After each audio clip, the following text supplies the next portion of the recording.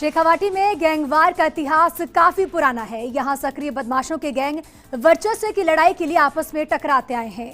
इस गैंगवार में हमेशा ही खून खराबा हुआ, लेकिन पुलिस की लचर शैली के आगे कानून व्यवस्था घुटने टेकती रही। एक बार फिर से वही गोलियों की तड़तड़ाहट, फिर वही खून खराबा और मौत का तांडव, फिर वही हाफती लाचार पुलिस। इस पूरे सनसनीखेज घटनाक्रम से आपको सिलसिलेवार ढंग से रूबरू करवाने के लिए मैं हूं आपके साथ ज्योति पुष्पेंद्र सिंह।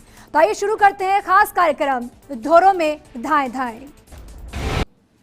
शेखावाटी में बाइक सवार गुर्गे खून की होली खेलने के इरादे से आए थे। बताया जा रहा है कि ये बदमाश संपत नेहरा गैंग के सदस्य थे, जिन्होंने चौपाल पर स्थानीय लोगों के साथ ताश खेलते हुए अजय जैतपुरा के साथी प्रदीप स्वामी पर ताबड़तोड़ गोलियां चला दी।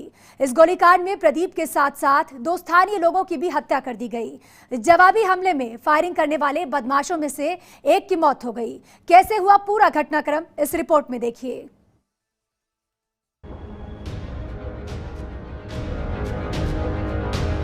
फिर दोहराया गया शेखावाटी का इतिहास।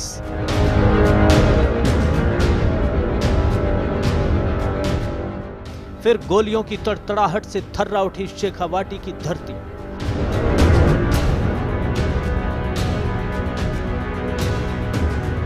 गैंगवॉर की आग में 4 जिंदगियां स्वाहा।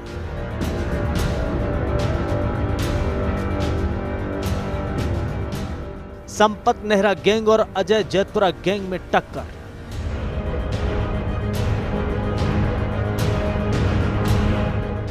ताबड़तोड़ फायरिंग में दोनों ओर से गई जान।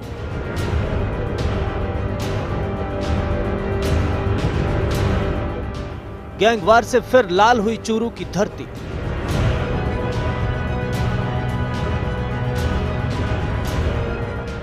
राजगढ़ का ढाणी मौजी गांव बना मिर्जापुर।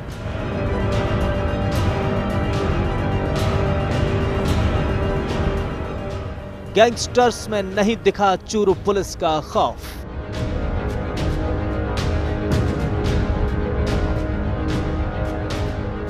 ये तस्वीरें गवाही हैं कि मरुधरा में ना तो गैंगस्टरों की कमी है, ना ही बदमाशों के जहन में पुलिस का खौफ। एक बार फिर गैंगवॉर हुआ, एक बार फिर ताबड़तोड़ फायरिंग हुई, एक बार फिर जिंदगियां खत्म हुई, और ये सब हुआ चूरू जिले के हमीरवास थाना क्षेत्र के गांव ढाणी मौजी में।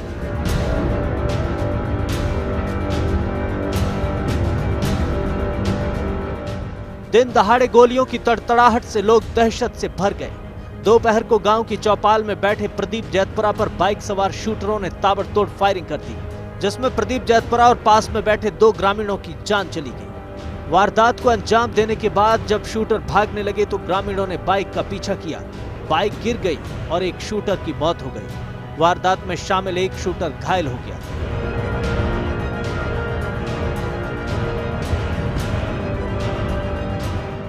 दिन दहाड़े गैंगवार की सूचना मिली तो पुलिस भी मौके पर पहुंची। पुलिस ने गैंगवार में 4 लोगों की हत्या की पुष्टि की है। पुलिस जांच में जुट गई है। अब सवाल उठता है कि वारदात के पीछे कौन है? तो वारदात के पीछे संपत नेहरा गैंग का हाथ माना जा रहा है। इसी गैंग ने 17 जनवरी 2018 को अजय जैतपुरा की हत्या की थी। कोर्ट में गोली मारकर हत्या की वारदात को अंजाम दिया था। अजय जैतपुरा का साथी प्रदीप स्वामी हत्या के मामले में पैरवी कर रहा था। नाराज नेहरा गैंग प्रदीप को जान से मारने की धमकियां दे रहा था। संपत नेहरा गैंग पर फायरिंग का आरोप है। प्रदीप स्वामी और उसके साथियों पर ताबड़तोड़ फायरिंग की गई। माना जाता है कि यह इलाका बदमाशों के मुफीद है। शायद यही वजह है कि शेखावाटी गैंगवार का गढ़ रहा है। 2002 में एडीजे कोर्ट परिसर में गैंगवार हुई। सुमेर फगेड़िया को उतारा गया था मौत के घाट। 17 जनवरी 2018 को हुई अजय जैतपुरा की हत्या। संपत नेहरा गैंग ने ही की थी अजय जैतपुरा की हत्या। 22 मई 2020 को अवैध शराब कारोबार को लेकर हुआ था गैंगवॉर। गढ़वाल ट्रेवल्स के मालिक राजेंद्र गढ़वाल की हुई थी हत्या। राजस्थान की धरती कई बार गैंगवार से लाल हो चुकी है। बदमाशों के आपसी टकराव की वजह से लोगों को बेवजह दहशत का सामना करना पड़ता है।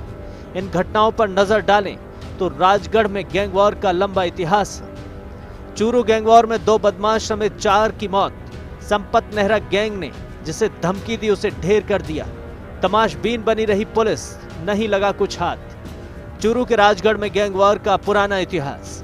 1970 में सिटिंग एमएलए शीश राम की हत्या हुई थी।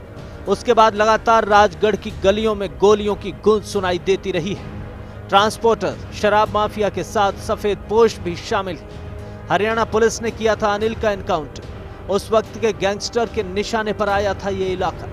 लगता था कि यहां से कुछ लोग मुखबिरी कर रहे हैं। बदला लेते हुए रिशाल सिंह को बीच गांव में मारा गया। पहले करतार सिंह पूनिया का मर्डर हुआ, उसके बाद बदले में सुरेंद्र जड़िया को मारा गया। यहां से संपत नेहरा गैंग का उदय हुआ। अजय जैतपुरा का साथी प्रदीप तब बचने में कामयाब रहा था, लेकिन अब उसे गैंग वॉर में मार गिराया गया। मतलब साफ है कि शेखावाटी का ये इलाका दहशत का प्लेग्राउंड बन चुका है। पुलिस की सुस्ती से खाद पानी देती है और यहाँ मौत का तांडव खुलेआम होता है।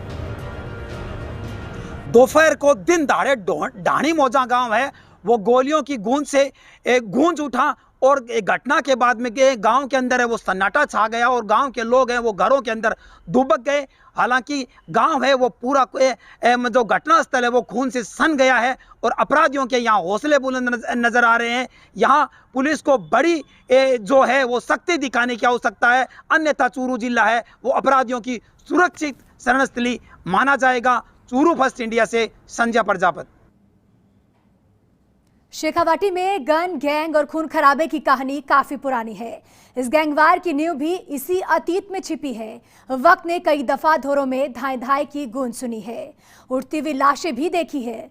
वर्तमान घटना कैसे सिलसिलेवार तरीके से इस मोड़ तक पहुंची, उजागर कर रहे हैं फर्स्ट इंडिया के न्यूज के वरिष्ठ संवाददाता लक्ष्मण राघव।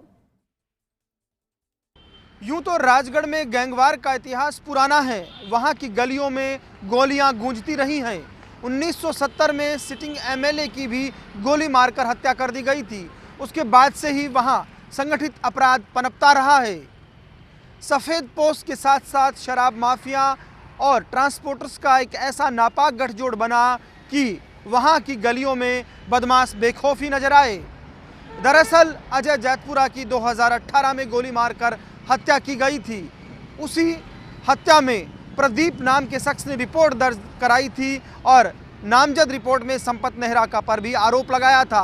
तब से ही संपत नेहरा गैंग ने प्रदीप स्वामी को मारने की धमकी दी थी और आज संपत नेहरा गैंग ने इसको अंजाम देते हुए प्रदीप स्वामी की गोली मारकर हत्या कर दी। हमीरवास के मोजी गांव में जब प्रदीप ताश खेल रहा था तो वहां पहुंचे कुछ बदमाशों ने गोली चलाई जिसमें प्रदीप की मौत हो गई। खबर ये भी है कि एक व्यक्ति, एक बदमाश जो गोली चलाने आया वो भी मारा गया। लेकिन साथ ही साथ इस पूरे मसले पर कुछ सवाल उठ रहे हैं। कहा यह जा रहा है कि ग्रामीणों में खासा आक्रोश था क्योंकि पुलिस घटना के घंटों बाद पहुंची। पूर्व सांसद राम सिंह कसवा ने भी इस बात पर विरोध जताया, आक्रोश जताया और एसपी तक को सूचना दी।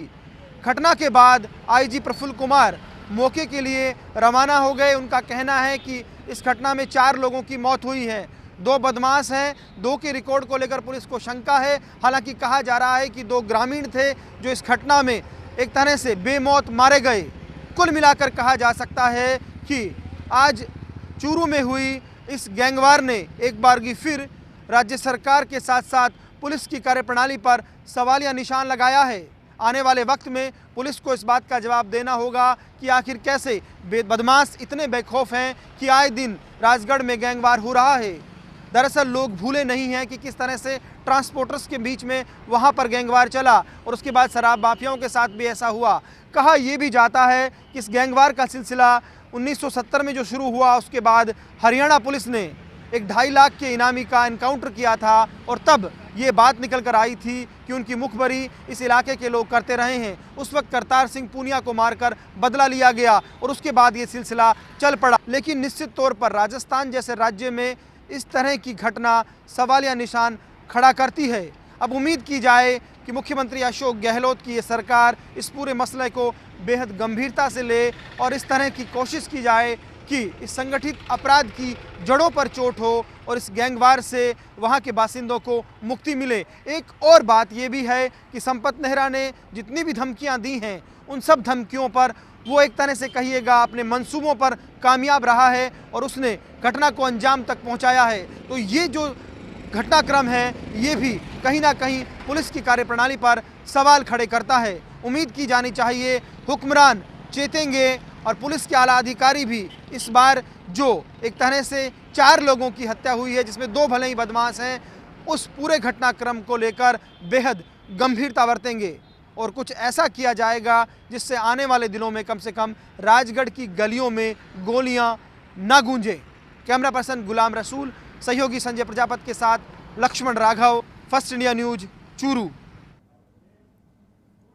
हमारे खास कार्यक्रम में वक्त हो चला एक छोटे से ब्रेक का, लेकिन जल्द हाजिर होंगे। ब्रेक के बाद आप सभी का इस खास कार्यक्रम धोरों में धाय धाय में स्वागत है। आखिर इलाका बदमाशों की ऐशगाह कैसे बना?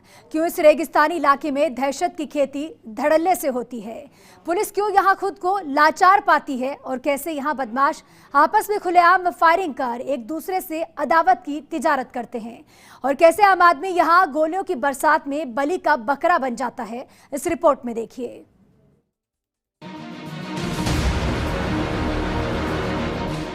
लॉरेंस बिश्नोई संपत नेहरा गैंग का आतंक।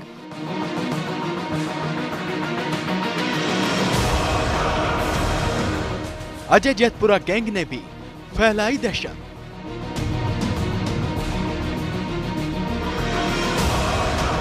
चूरू बना गैंगवार का अड्डा।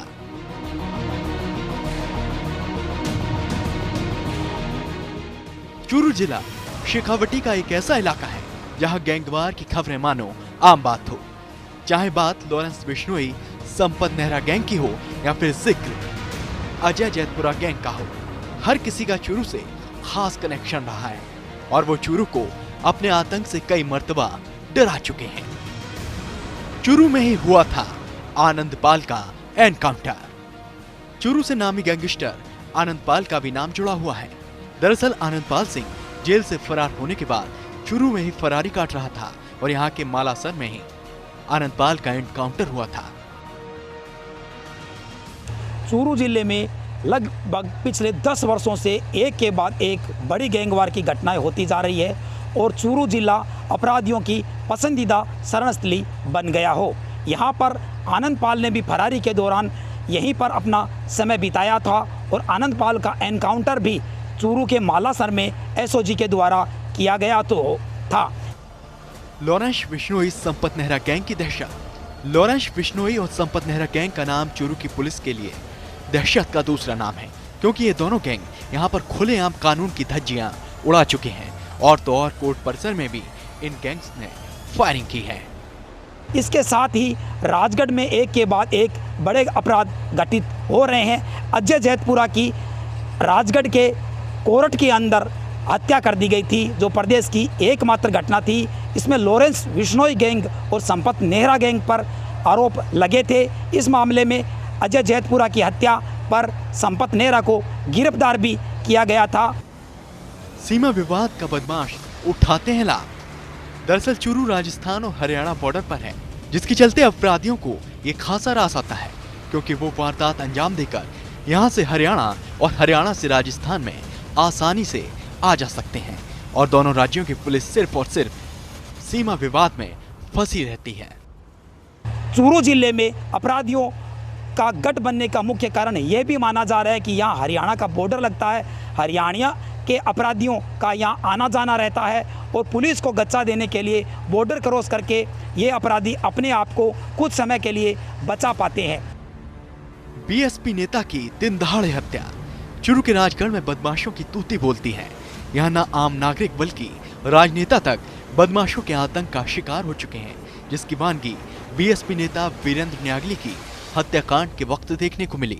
दरअसल 2009 में बीएसपी नेता वीरेंद्र की दिन दहाड़े गोली मारकर हत्या कर दी गई, जिसका मुख्य आरोपी श्याम सुंदर था, जो कोर्ट से पैरोल पर 2010 में फरार हुआ था। यहाँ पर बसपा नेता वीरेंद्र न्यागली की भी हत्या हुई थी। इससे पूर्व राजगढ़ के कोर्ट में सुमेर फगेड़िया की वीरेंद्र न्यागली गैंग के द्वारा हत्या किए जाने का आरोप लगा था और न्यागली को जेल में भी रहना पड़ा था। इसी प्रकार अजय जैतपुरा के अलावा जड़िया ट्रांसपोर्ट और बालाजी ट्रांसपोर्ट के बीच में भी गैंगवार की वजह से दोनों ओर से जाने चली गई है। दिलीप होगा गैंग का खौफ। वहीं बड़े गैंगस्टर के साथ साथ यहाँ कई छोटे गैंग भी एक्टिव हैं, जिसके चलते पिछले साल यहाँ दिलीप फोगा गैंग ने भी बड़ी वारदात को अंजाम दिया था और पुलिस की आंखों में धूल झोंककर वारदात को अंजाम देकर ये अपराधी फरार हो गए थे। हालांकि कड़ी मेहनत के बाद पुलिस ने मामले में कार्रवाई करते हुए अपनी इज्जत बचाने की कोशिश जरूर की थी। लास्ट ईयर अक्टूबर में भीम सारण हत्याकांड सरदार शहर में हुआ था। भीम सारण की हत्या हार्डकोर क्रिमिनल्स दिलीप होगा और उसके साथी रोहित वगैरह द्वारा अंधाधुंध फायरिंग करते हुए की गई थी, जिसमें पुलिस द्वारा श्रीमान रेंज महानिरीक्षक साहब बीकानेर तथा जिला पुलिस अधीक्षक चूरू के निर्देशानुसार त्वरित कार्रवाई करते हुए रोहित वगैरह को पंजाब से तथा दिलीप होगा को हरियाणा से गिरफ्तार किया गया था। पुलिस अधिकारियों की माने तो अब पुलिस सख्ती बरतने में कोताही नहीं बरतती है और रणनीति बनाकर अपराधियों को ठिकाने लगाती है ताकि इलाके में लॉ एंड ऑर्डर बना रहे। पुलिस अधीक्षक महोदया और आईजी साहब के मीटिंगों के दौरान वैसे भी सामान्य निर्देश भी ये प्राप्त है कि गंभीर प्रकृति के अपराध करने वालों के विरुद्ध पूर्ण सतर्कता बरती जाए, उन पर निगरानी रखी जाए, करने वालों के विरुद्ध त्वरित गति से कार्रवाई की जाए और अपराध को रोका जाए और यदि अपराध हो जाता है तो उसमें शीघ्र कार्रवाई करके और अपराधियों को सलाखों के पीछे पहुंचाया जाए।